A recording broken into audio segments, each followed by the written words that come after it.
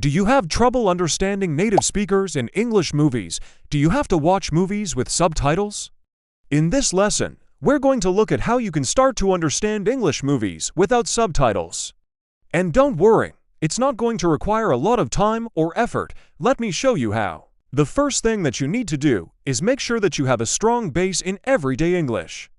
This means that you know all the most common verbs, adjectives, and adverbs. It also means that you know how to use simple sentence structures. If you don't know what simple sentence structures are, I explain them in this lesson. Make sure you check it out after this one. Once you have a good base in English, it's time to start building your vocabulary.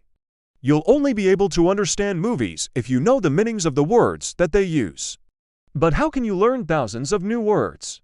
The good news is you don't have to memorize them. There are two really effective strategies that you can use to learn new words easily. The first strategy is to learn words in context. What does that mean? Let's imagine you want to learn this word, bewildering. First, see the example sentences. We can see that this word means so difficult to understand that you feel confused. So in the first example, the author was a genius, but his ideas were bewildering. His ideas were too hard to understand. They made people feel confused. You can learn 10 or 20 new words like this every day. And when you watch a movie, you'll probably hear some of these words.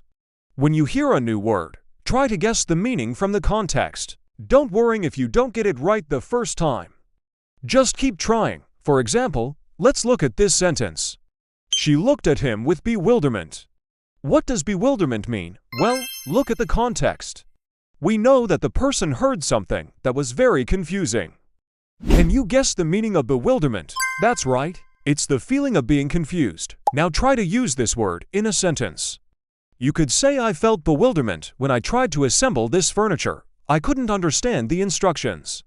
Or maybe you could say, I could tell by her bewilderment that she didn't understand what I was saying.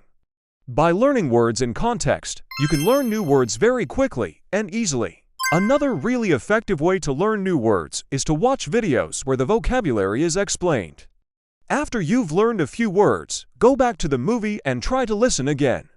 Maybe you'll understand more than you did before. The next step to take is to learn about collocations. A collocation is a combination of words that often go together. For example, we often talk about heavy rain, but we don't talk about light rain.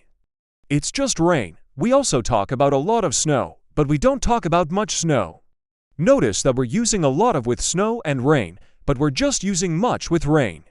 So when we talk about snow, we usually use the phrase a lot of. When we talk about rain, we usually use the phrase heavy. But why? Why do we use different phrases with different nouns? Well, it's all about collocations. Your brain doesn't understand individual words, it understands groups of words.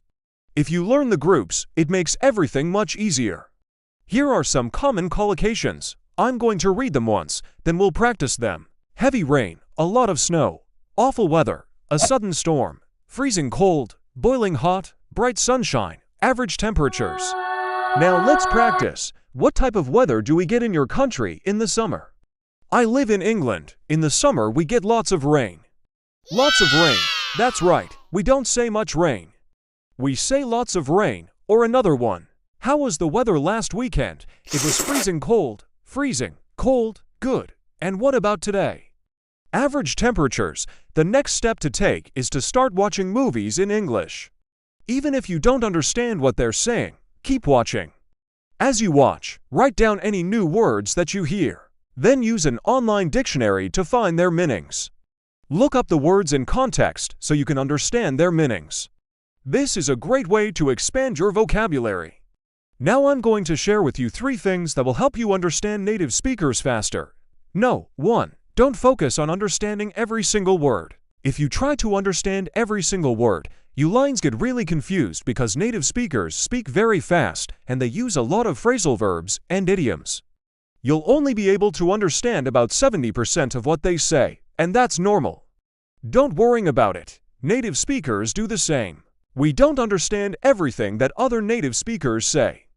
So don't focus on understanding every single word. Focus on the overall message. No. 2. Listen to the stress.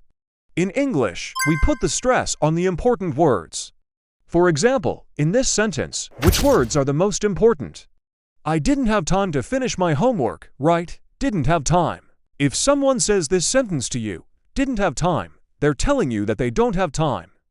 They're not talking about a specific activity. They're talking about their life in general. They don't have time to do anything else.